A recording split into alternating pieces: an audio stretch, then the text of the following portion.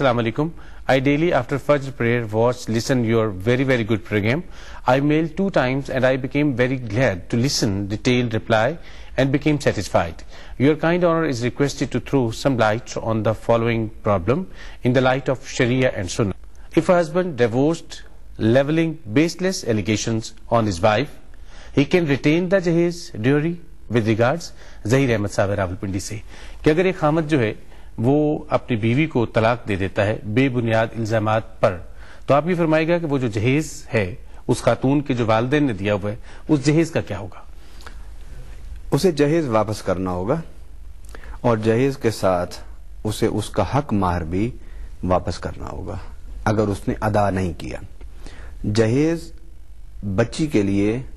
اس کے ماں باپ کی طرف سے تحفہ ہوتا ہے، وہ اسی کا ہے، اس میں نہ خامند کا کوئی حق ہے نہ ساس اور سسر کا۔ ہمارے ہاں ہوتا یہ ہے کہ جب وہ بچی جہیز لے کر آتی ہے تو وہ ساس سسر کا ہو جاتا ہے اور نندوں کا ہو جاتا ہے،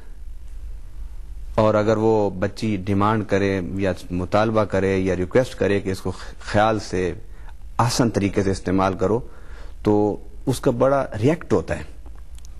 کہ تم کیا لائی ہو، فلاں بچی تو اتنا لائی، فلاں اتنا لائی، فلاں اتنا لائی۔ بحیثیت مسلمان کے ہمیں بچیوں کو جب بیاہ کر لائیں تو اپنے گھروں میں اکاموڈیٹ کرنا چاہیے، انہیں آنر دینا چاہیے، انہیں پیار دینا چاہیے۔ کیا ایک بچی کی یہ قربانی کم ہے کہ وہ جس گھر میں 20-22 سال اس نے زندگی گزاری ہے اس کے در و دیوار تک سے اس کو پیار ہوتا ہے، وہاں ماں باپ کو، بہن بھائیوں کو، گھر کو چھوڑ کر وہ دوسرے گھر میں منتقل ہو جاتی ہے، اور پھر وہاں پر اس کے ساتھ اگر ان جہیز اور مہر اور باقی معاملات پر مس بہیو کیا جائے تو اس کی اجازت نہ اسلام دیتا ہے، نہ اخلاق دیتا ہے، نہ انسانی اقدار دیتے ہیں۔ علامہ صاحب ایک اور ای میل شامل کرتے ہیں، یہ حبیب اللہ صاحب ہیں علامہ صاحب، اور یہ کہتے ہیں کہ میرا علامہ صاحب سے یہ سوال ہے کہ مسلمانوں کی اہل کتاب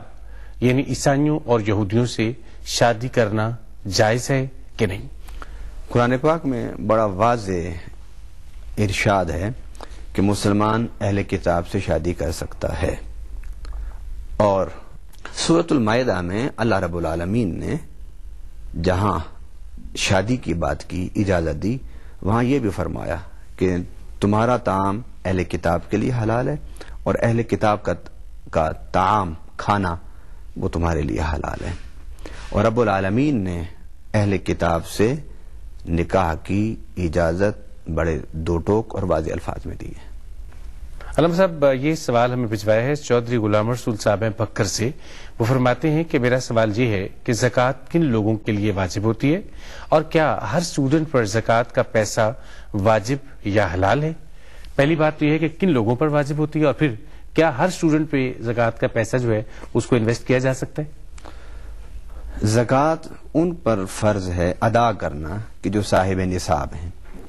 صاحب نصاب کہ جن کے پاس اپنا بزنس، اپنا کاروبار، اپنا کھانا پینا، اپنا سب کچھ ہو اور وہ کسی کے محتاج نہ ہوں اپنی ضروریات پورا کرنے میں،